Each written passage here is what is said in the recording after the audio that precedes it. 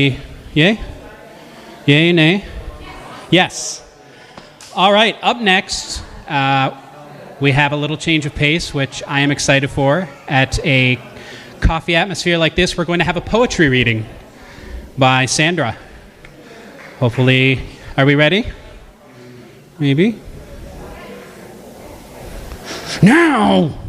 What are you going to do?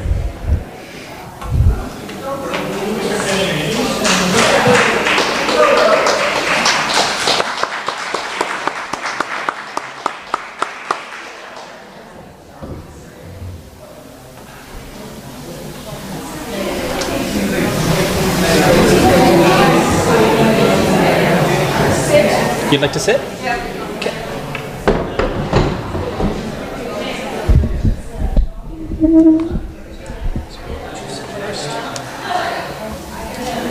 And would you like a stand? No.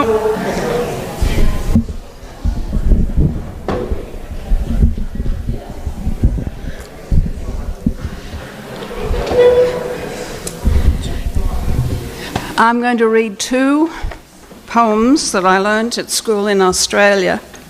The first one is about a man who goes walking with his backpack, and you all know it. There once was a swagman camped by a billabong under the shade of a coolabah tree, and he sang as he looked at his old billy boiling, "Who'll come a waltzing Matilda with me? Who'll come a waltzing Matilda, my darling? Who'll come a waltzing Matilda with me? Waltzing Matilda and leading a water bag. Who'll come a waltzing Matilda with me?" Down came a jumbuck, for Canadians that is a sheep, to drink at the waterhole. Up jumped the swagman and grabbed him in glee, and he sang as he stowed him away in his tucker bag, "You'll come a waltzing Matilda with me." Down came the squatter, a-riding his thoroughbred. Down came policemen, 1, 2, and 3. "Who is that jumbuck you've got in your tucker bag? You'll come a waltzing Matilda with me." But the swagman, he up and jumped in the waterhole, drowning himself by the coolabah tree. And his ghost may be heard as he sings in the billabong, "Who'll come a waltzing Matilda with me?" Now, just a quick thing, waltzing is slang for walking, and Matilda is a backpack. So in case any of you didn't know that. These poems are by Banjo Paterson. He's very well known in Australia. I had written him a letter which I had, for want of better knowledge, sent to where I met him down the Lachlan years ago. He was shearing when I knew him, so I sent a letter to him, just on spec, as dressed as follows: Clancy of the Overflow. And an answer came directed in a writing unexpected, and I think the same was written with a thumbnail dipped in tar. 'Twas his shearing mate who wrote it, and verbatim I will quote it. "Clancy's gone to Queensland droving, and we don't know where he are." In my wild erratic fancy, visions came to me of Clancy gone a-droving down the Cooper, where the western drovers go. As the stock are slowly stringing, Clancy rides behind them singing, for the drover's life has pleasure that townsfolk never know. And bush has friends to meet him, and their kindly voices greet him in the murmur of the breezes and the river on its bars.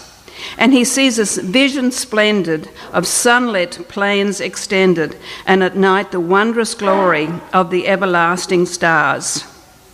I am sitting in my dingy little office, where a stringy ray of sunlight struggles feebly down between the houses tall, and the air and gritty of the dusty, dirty city, through the open windows floating, spreads its foulness over all. And in place of lowing cattle, I hear the fiendish rattle of tramways and buses making hurry down the street, and language uninviting of gutter children fighting, come fitfully and faintfully through the ceaseless tramp of feet.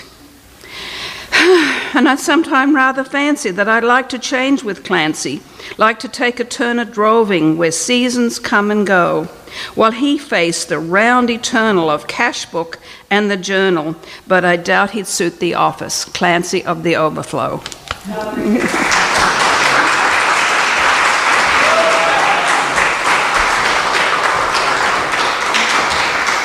That was awesome. Thanks, Sandra.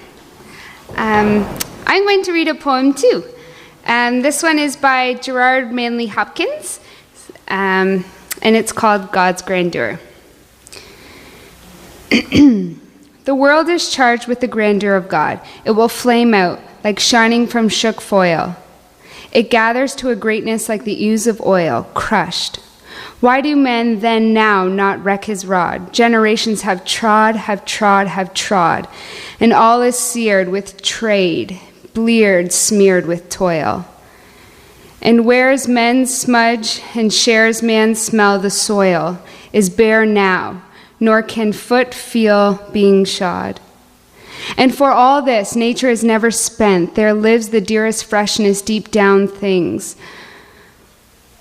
And thou, the last lights of the black west when, O morning, at the brown brink eastward of springs, because the Holy Ghost was overbent, world bruised with a warm chest and with bright wings. Thank you.